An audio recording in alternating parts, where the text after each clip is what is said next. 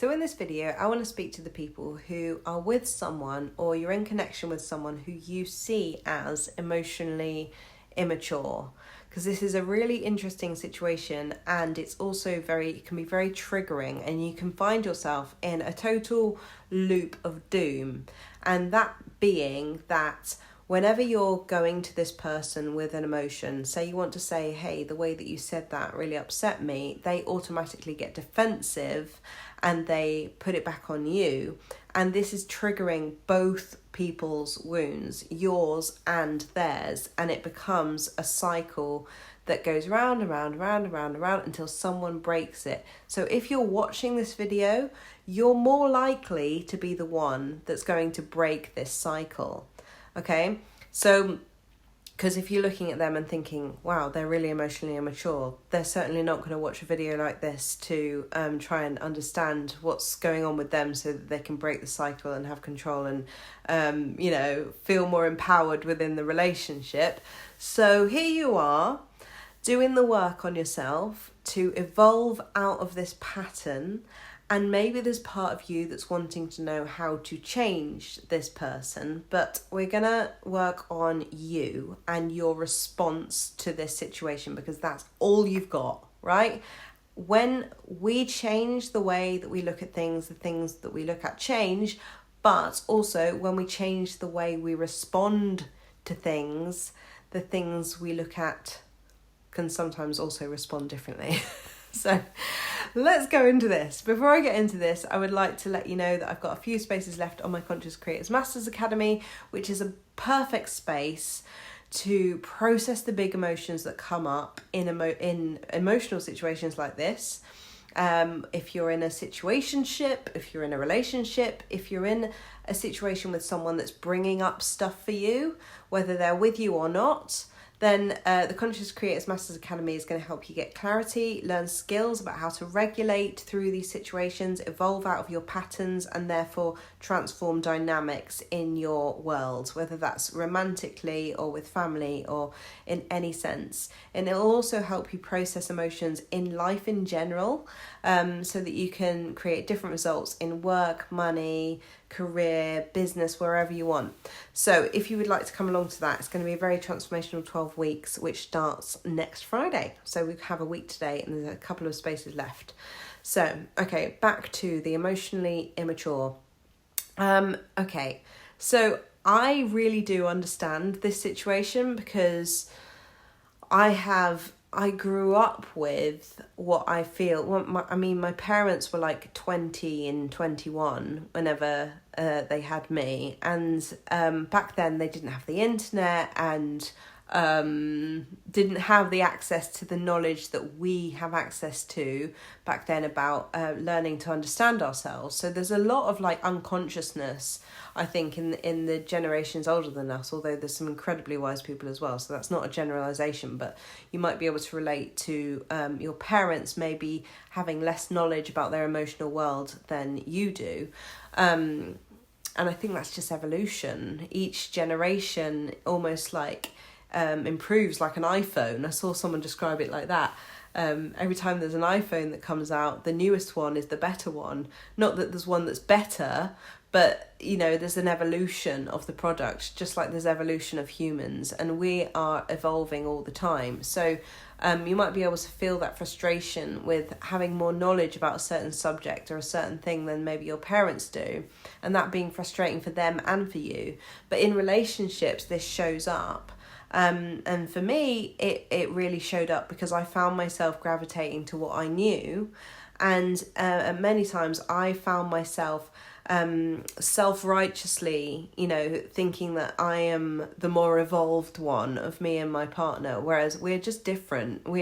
There's no better or worse of us. We're just different, and I have a very strong interest in emotional well-being, and I love it. I talk about it all the time, and Johnny less so does. He is interested, but only in a particular way. And at first it was very much like, oh my God, he needs to go to therapy. How can I control it to make it seem like therapy is a really good idea?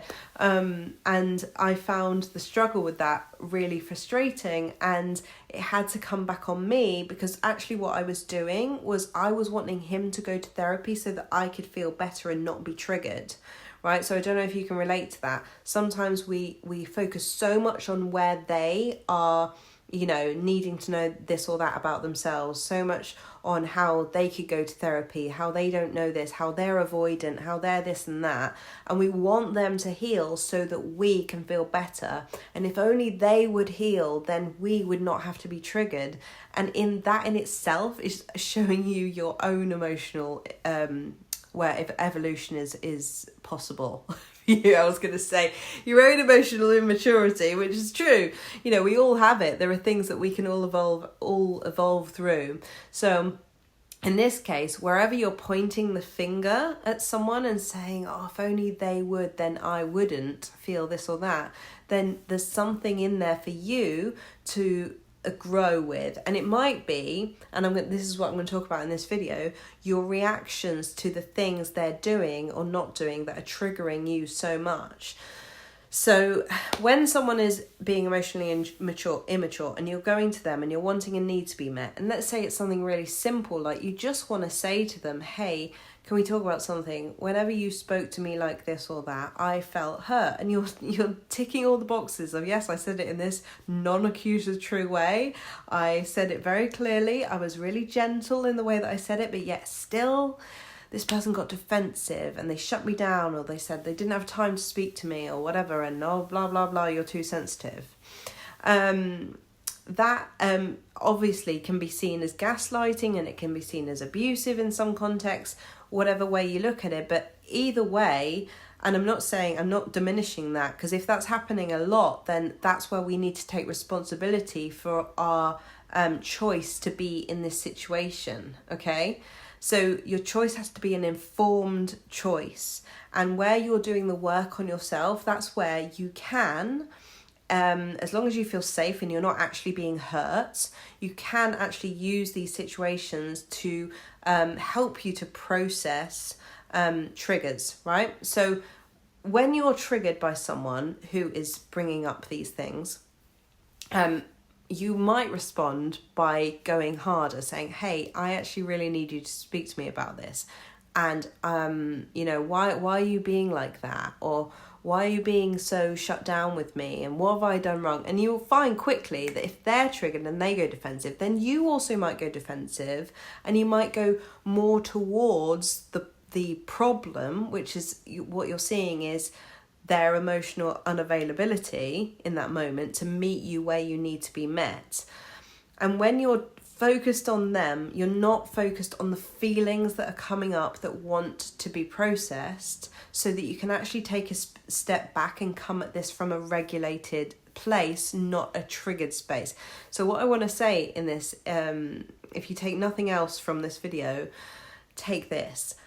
Don't try to resolve a conflict with an emotionally immature person when you're triggered, because that then makes it very, very difficult. When you're feeling heightened emotion, you're like, oh my God, I need them to understand this. I need them to text me back, or I need them to validate this feeling for me. Then we end up kind of punishing them with our trigger, which then makes it worse for them. So their wound of I'm bad, I'm wrong, I've done something wrong, people are trying to control me comes up. And your wound of I'm being left, people don't care about me, or is also coming up. So one of you has to take responsibility for the trigger and drop the story.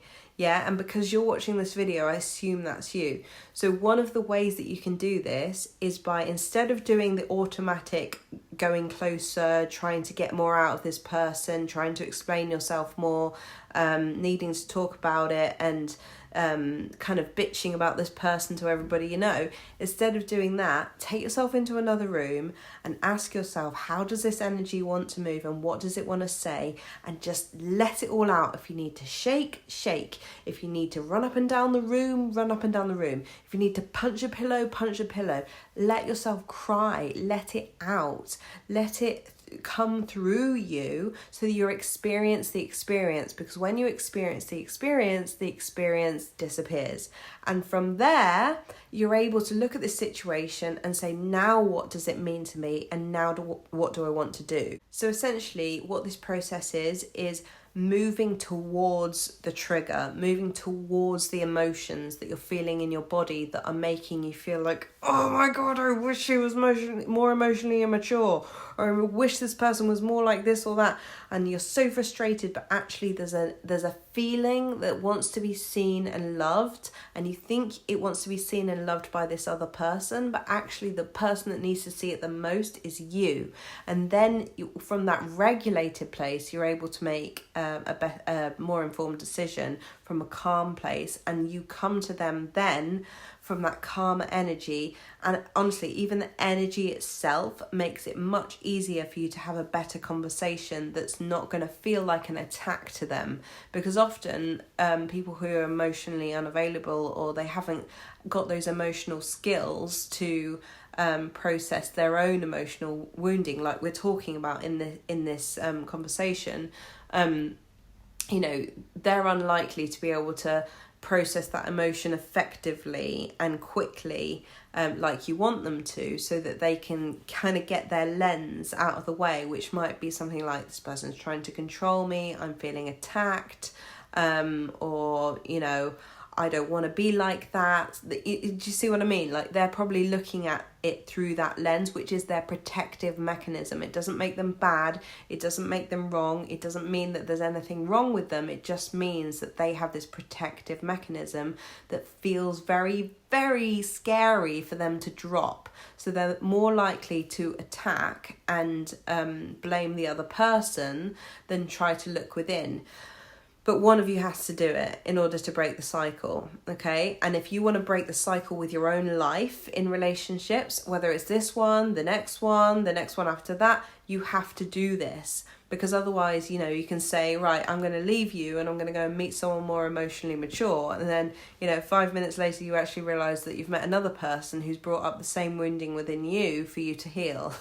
And I'm not saying that we should stay with emotionally immature people. I'm not saying that, because that means that, especially if this is really traumatic for you, then it means that if you're unaware of what's happening, you end up just re-traumatizing yourself over and over and over again, and it becomes a really vicious cycle, and it's very hard to break that. So sometimes you really have to listen to yourself, and really your brain does this for you. Your brain knows when it's time to walk away from a situation. But sometimes it can feel really confusing, because you have this kind of knowledge about emotional regulation, but yet you're still in a situation where you're thinking, hang on, why am I here? Aren't I someone who's self-loving? But yet I'm still in this situation. And basically, there's a part of you that doesn't feel loved. There's a part of you that doesn't feel heard. There's a part of you that does want to learn how to regulate, and it needs you, not this other person, to do it. Because if you get this other person to do it, which they might do, and you'll get a temporary kind of relief or release from having a conversation, or maybe they did say the right thing, and then the next time they don't say the right thing, so you feel really unstable, and your mood is always based on their mood, so it becomes codependency rather than actual, like a healthy dynamic. So you want to avoid that. And that's why I'm saying, if you can regulate first, then you can look at this situation from a clear, mature perspective, and then you can say what you need to say. You can express boundaries clearer, and you can authentically express how you feel rather than in a fear-based manner. And I struggled with this so much for such a long time. Whenever I wanted to say what I wanted to say, I'd do it from a place of my childlike self was running the show, and I wasn't coming across as a grounded, mature, strong woman. I was coming across as a scared, vulnerable child, because that's who was operating mostly. So when I learned this skill of like going into another room, expressing what I wanted to express, saying what I wanted to say, screaming into a pillow, allowing the emotion to come through me and processing at least a large proportion of it, then I felt like something had shifted within me, and I was able to think, well, am I really that bothered by this thing, or was that triggering something from the past? And can I let that go? Maybe I can let that go. So sometimes that happens. Sometimes I'd be like, right, screw it, I'm just letting that go. It means nothing. It certainly doesn't mean anything about me. They were just in a bad mood. Oh well. And then I'd just get on with my day. But other times I'd be like, no, that has to change. And so that's where I'd be able to, like, from a grounded place, set boundaries and be like, I know that me saying this is right for me, and this is boundary. You know, being able to say it from a place of like stability rather than I need you to listen to me, otherwise I'm not going to feel emotionally stable. Do you see what I mean?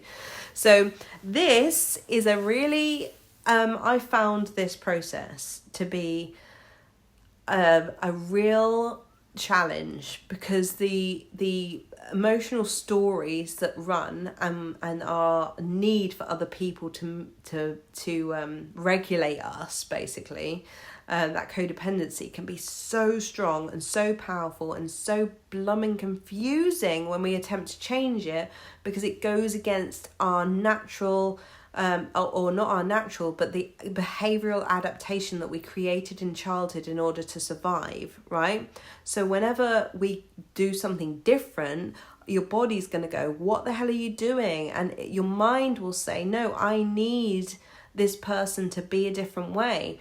But you see, we are experiencing our life through the lens of what we are perceiving it. That's our experience is based on our perceptions, not on necessarily what is real. And this is where people get very confused, and this is where it's so important to have a therapist, a coach, a mentor who understands this stuff to help you to have someone to express your feelings with, so that you can feel safe in the process of doing this, because otherwise it can be very confusing and you can, like I say, end up re-traumatizing yourself.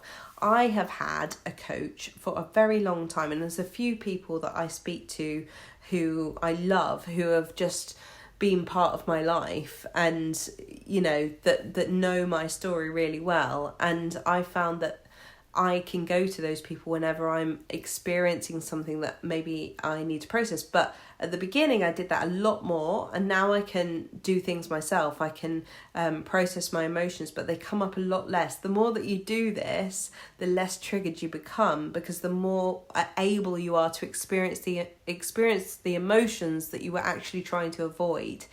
Because quite often people who are in an emotionally unavailable situation where one person is being emotionally unavailable often attract someone who has an equal fear.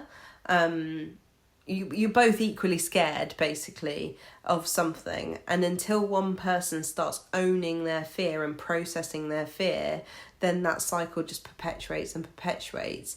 And I found that whenever I regulate myself, then my partner becomes so much more receptive to me sharing how I'm feeling, because I'm coming from a place of not from need, but from authenticity and wanting to share and saying this is how it is, rather than I need you to see me, which may have come from the past. I mean, that's not to say there's lots of contradictions in this whole world, really, and in life, but it's not to say that we shouldn't want and we shouldn't desire to be seen and understood in a relationship. But equally as well, being in a relationship is a journey of evolution. You know, my emotional maturity is so much more now than when me and my partner got together at the beginning. And his emotional maturity is also a hell of a lot better than it was too. But we grow at different rates and different paces. And sometimes I've wished that he was on like level 10, because I perceived myself at least to be on like, you know, way up there, and it felt like we were disconnected. And then sometimes he catches up a bit, and then, you know, maybe he grows a bit more than me. It's all a bit of a dance.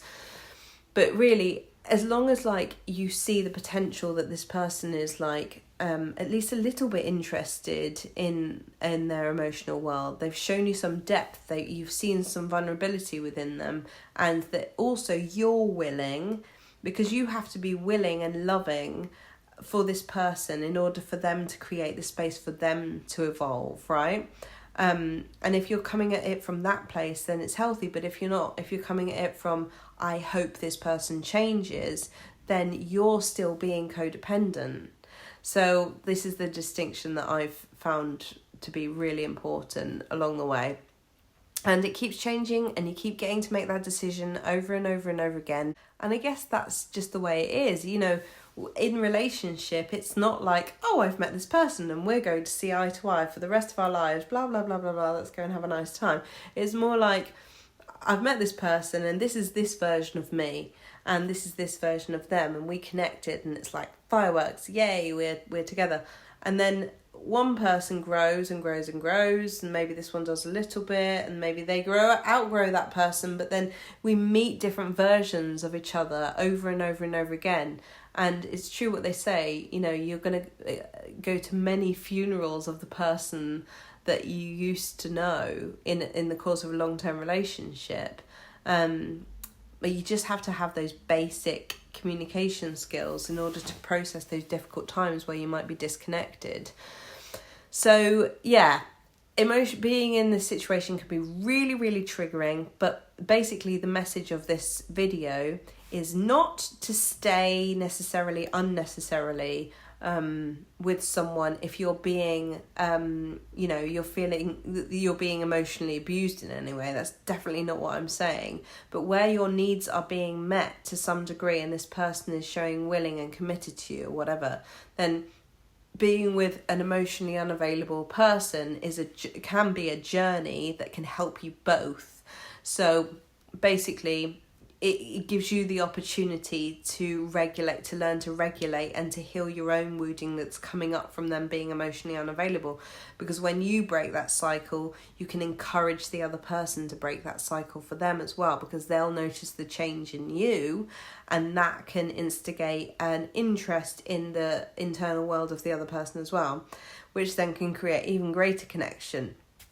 So yeah, I've found that to be really useful. It's basically allowing yourself to experience your own trigger to the other person by leaning into the trigger and into the feelings, and if possible, co-regulating with somebody else who can hold the space for you to be like, what does this feeling want to express? What do you want to say? How does it want to move? How can you energetically show me physically what this emotion is doing right now so that I can witness it for you? You know, so that's really powerful as well. And yeah, this is also what we do in the Conscious Creators Masters Academy. So if anybody would like to come to the Conscious Creators Masters Academy, then we'd love to see you there. There are a few spaces left. It starts next Friday, so a week today, and it's 12 weeks. So it's a very good opportunity for a massive transformation over the next 12 weeks with lots of amazing guest speakers who are so highly professional, and so sort of well established in their area of expertise in the mental health and wellbeing industry, and they would love to meet you. So thanks for watching, everybody, and I will see you in the next video. Bye.